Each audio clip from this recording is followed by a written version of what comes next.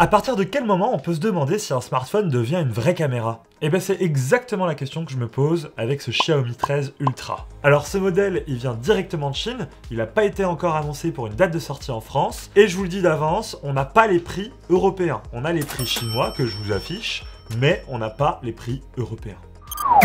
Déjà, quand j'unbox ce smartphone pour la première fois, j'ai été ébloui par son originalité. En termes de conception, on est sur un petit bijou, très clairement. On a un super grand écran LTPO adaptatif 120 Hz de 6,73 pouces, assez grand. Mais surtout, ce qui étonne, c'est à l'arrière. On a un faux cuir, un cuir vegan comme il dirait marketingment parlant. Et je vais pas vous mentir, quand on l'a en main, on a une vraie sensation, exactement comme une caméra ou comme un appareil photo, le grip est similaire. Et là on peut pas le louper, si on remonte, on a le module photo.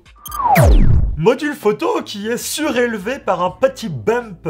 Le smartphone n'est pas épais de la même manière en haut et en bas. Alors c'est vrai que si vous le prenez du côté module photo, on a vraiment une sacrée brique en main. Mais par contre de l'autre côté, c'est assez fin. Et puis même avec ce bump sur le smartphone, on a quand même un module photo qui ressort beaucoup. D'ailleurs, regardez, quand on le pose sur une table, c'est catastrophique. Si vous regardez une vidéo, vous allez avoir la tête penchée comme ça. Le smartphone, il est complètement incliné. Et ce module photo, c'est la grande promesse de Xiaomi. C'est là qu'ils ont mis tout leur savoir-faire en partenariat avec Leica. Alors à partir de maintenant, je vais vous montrer un petit florilège des photos que j'ai pu faire avec ce smartphone. Alors c'est pas un test que je fais là, hein. Là c'est une prise en main, donc pour le moment, je vous laisse être juge des photos. On vous donnera notre avis dans une autre vidéo dans quelques jours. On a une caméra principale de 50 mégapixels avec une ouverture variable. Alors ça c'est rare les ouvertures variables, on se souvient surtout de Samsung qui avait fait des smartphones à ouverture variable sur le S9 et S10. Ça avait été abandonné parce que clairement ça ne fonctionnait pas sur les populations, c'était pas un argument de vente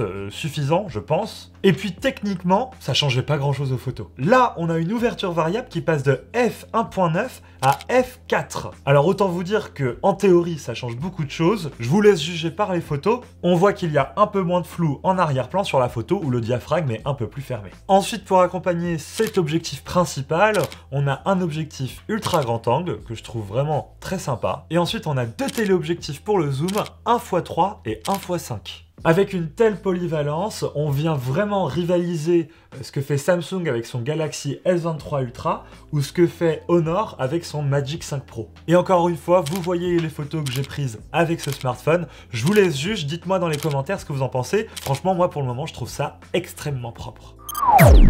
Et vous me voyez depuis tout à l'heure shooter avec ce smartphone, mais vous dites attends, il ressemble pas à ce qu'il m'a montré au début. Ben ouais, parce qu'il y a 7 accessoires, 7 accessoires, 7 accessoires, 7 accessoires et 7 accessoires. C'était très long, mais il y en a beaucoup. Alors moi, ce que je me suis dit, c'est ça fait beaucoup d'accessoires à perdre, mais de l'autre côté, ils ont chacun leur petite utilité, je vous montre. Après avoir mis cette première coque sur le smartphone, vous pouvez mettre l'accessoire star de ce smartphone. C'est cette petite poignée qui vient vraiment s'enclipser et se loquer. Et là, on se retrouve vraiment avec une prise en main type appareil photo, une vraie poignée pour son smartphone pour être à l'aise pour shooter. Alors attention, cette grippe, il faut la recharger puisqu'elle fonctionne sur batterie. Il y a un bouton et un petit curseur pour le zoom et une petite leg pour indiquer que la poignée est bien connectée au smartphone. Déjà, je peux vous donner mon premier ressenti sur cette poignée. Je trouve qu'elle est très confortable, très agréable. Pour la prise en main, c'est vraiment top. Par contre, je vais pas vous mentir, il y a une petite latence. Que ce soit pour le zoom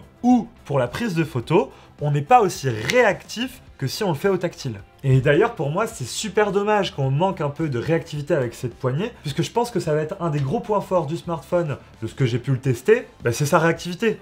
Je peux cliquer autant de fois que je veux, ça prend des photos. Alors que je vous montre avec mon Samsung, je peux pas aller aussi vite. Ça marche pas comme ça. Sur le module photo, on peut aussi clipser des petits éléments comme celui-ci qui permet par la suite de mettre un filtre par-dessus l'appareil photo. Et d'ailleurs, ils vont assez loin dans le délire. Ceci est un appareil photo puisqu'ils nous ont fourni un petit capuchon qui permet, hop là, de protéger le module photo. D'ailleurs, ce Xiaomi 13 Ultra, il est tellement ultra que je sais pas si vous avez remarqué, mais il a pas un flash, il en a deux. Regardez-le pas dans les yeux, ça fait très mal. J'ai essayé. Alors il y a plein de modes à explorer sur l'application photo de Xiaomi et moi c'est ça qui me fait vibrer. Quand on kiffe un peu la photo, bah ça fait plaisir d'aller explorer, tester, télécharger des nouvelles fonctions. Ça fait partie du kiff d'un smartphone qui s'oriente vraiment sur la photo. Il y a même un mode pro qui est ultra poussé et qui permettra à vous, si vous êtes photographe chez vous, d'aller vraiment loin dans le paramétrage de votre smartphone pour prendre des photos. Sinon, au niveau vidéo, on est sur une configuration haut de gamme et donc forcément, ils ont été chercher des vidéos en 8K.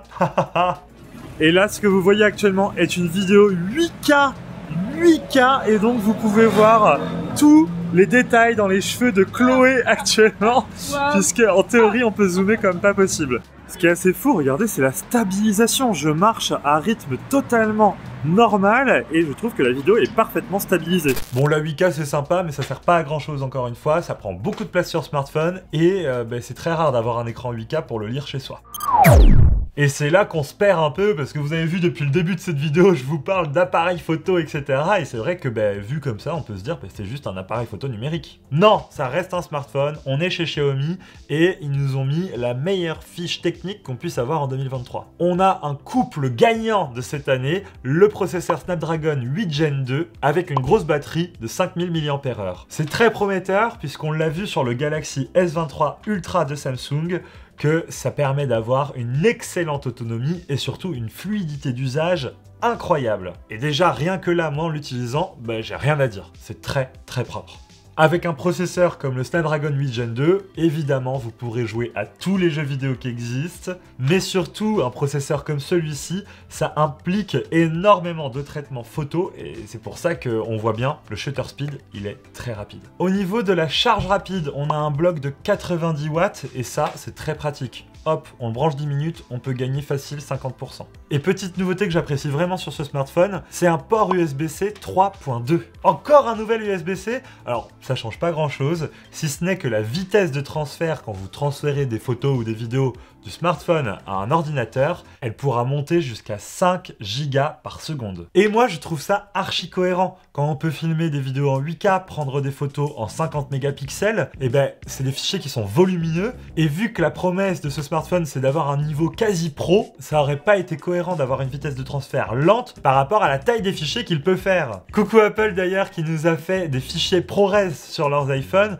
qui sont hyper lourds et quasiment pas transférables vu la vitesse du Lightning. Mais bon, a priori, Apple passerait à l'USB-C sur l'iPhone 15, on attend de voir pour juger. Bref, que penser de ce Xiaomi 13 Ultra? Écoutez, moi pour le moment, je suis assez ébloui. Le design, il est unique, mais faut voir si un smartphone un peu lourd comme ça et un peu imposant, ça gêne pas à l'utilisation. Niveau photo, c'est très prometteur, on a tout le matos pour s'amuser, à voir si l'algorithme suit et si le partenariat avec Leica porte ses fruits. Et puis au niveau du processeur, de la charge et de la batterie, pour le moment, franchement, sur la fiche, on est sur le top du top, faut voir à l'usage comment ça rend. Bref, il n'y a plus qu'à attendre une date de sortie en France, et puis après ça, on vous fera un test. N'hésitez pas à me dire dans les commentaires ce que vous pensez de ce smartphone, s'il vous donne envie ou pas. Dans tous les cas, on se retrouve quasiment tous les jours sur notre chaîne Twitch, n'hésitez pas à venir poser vos questions, on y répondra avec plaisir. Et moi je vous dis à très bientôt, vive la tech, vive les smartphones et vive Xiaomi. Ciao!